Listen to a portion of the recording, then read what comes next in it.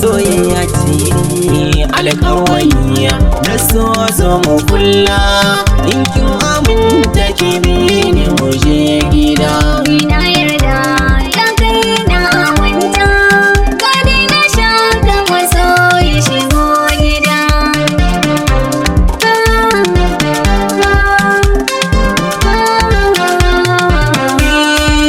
Ba zan fushi ba da ke ji rabuwa bisa